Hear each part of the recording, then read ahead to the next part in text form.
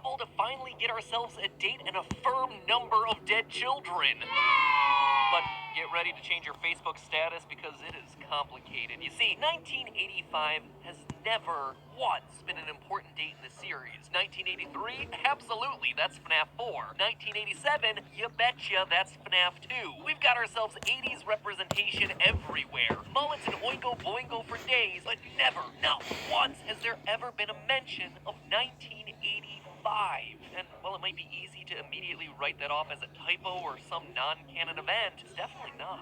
Far from it. In fact, for as wacko as it seems, this time-traveling ball pit from a short story and a spin-off series of books takes Oswald back to a pizzeria that we've never seen before, but one that we have absolutely known to have existed since the second game in this series. As proof, let me pull up a clip from my second ever episode on Fnaf. Back when Purple Guy that was was a actually good Phone one. Guy.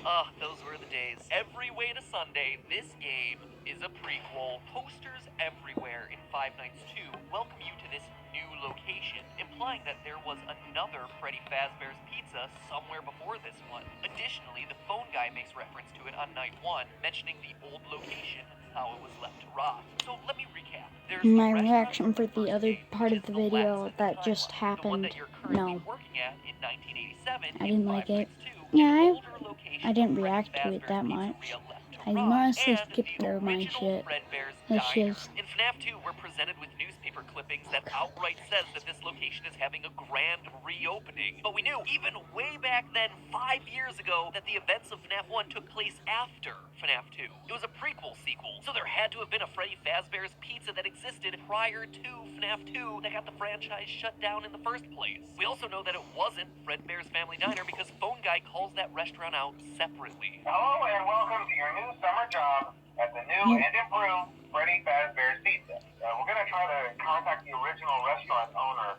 I think the name of the place was Fredbear's Family Diner or something like that. So in this one random little scene from Fazbear Frights, we uncover a pivotal piece of the timeline that's been missing for the last 5 years. A mystery pizzeria that's been gone since the very beginning of this franchise. A pizzeria that looks to be home to the first 6 actual murders of the Fazbear story. In fact, I can actually do you one better. I believe this to be the 6 dead kids that we end up reuniting in the Happiest Day minigame from Fnaf 3. Notice that detail about all of them wearing party hats. These were kids all taken from the same party, and the Happiest Day minigame from Fnaf 3 has us reuniting them to finally finish the birthday party they got prematurely and gruesomely cut short. This is huge information here, guys! However, true to form, as it always is with this story, not everything lines up. With this being chronologically the earliest set of murders that we see at a pizzeria set before 1987, then we should be seeing the animatronics get possessed here. It's something that we've never actually seen in games. This should be the missing children's incident, where the victims' bodies are shoved into the suits, never to be found. But it's not. But clearly not. The book makes it very obvious that these bodies were clearly out and visible. Quote again, there were noises, but not the usual ones of Freddy Fazbear's. Screams, crying children, yells for help, chaos. Oswald's stomach in knots, he moved through the crowd, past crying mothers running with their toddlers in their arms, past dads grasping children's hands and leading them swiftly towards the exit, their faces masks of shock. And the bunny had laid out all his victims for everyone to see. A far cry from the bodies being shoved into the suits and then not being discovered for years on end. Hence, the missing children's incident. And we know that the missing children's incident is most likely where the animatronics got possessed because, you know, their bodies are in the suits, along with the metal. So the metal and the souls fuse together to create living animatronics, roll into Fnaf 2 1987. Oh my gosh, look, there's living animatronics roaming around this pizzeria. Oh, and we installed security devices just because we know a murderer came around the last time.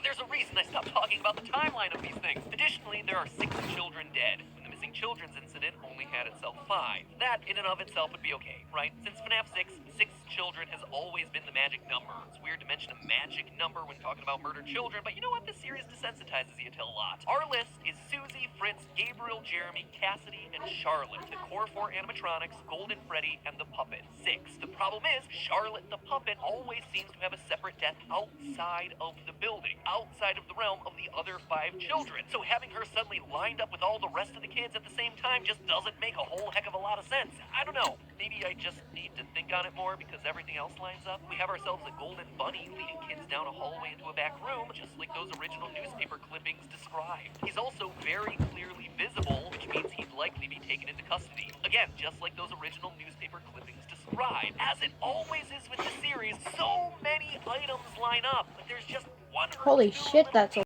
long details, timeline. little sticking points that make the pieces fit a little awkwardly. I honestly think, though, that this isn't the last time that we're going to be seeing this pizzeria. Remember earlier when I mentioned that new Fnaf game that's coming out in 2020, a little bit later this year, probably titled Into Madness? Well, that one is set in a mall with a very 80s theme. Again, we've been talking about the Rockstar animatronics for a couple episodes now, and that's the one where they get revealed. It wouldn't be surprising for me to see that game be the one where we finally step foot inside the first ever Freddy Fazbear. I can't wait till that game and witness comes all the out. events that Oswald just saw for ourselves. So there you have it, my friends. The first major and a couple of minor reveals that this installment had in store for us. However, there is one final mystery that this story might help us solve. Not only does it give us a new set of murders to think about, crimes that are now Part 1 chronologically is the earliest uploading. that we see in the So I'm gonna timeline, but release also this into the later may on. just be giving us the identity of the person behind all of this.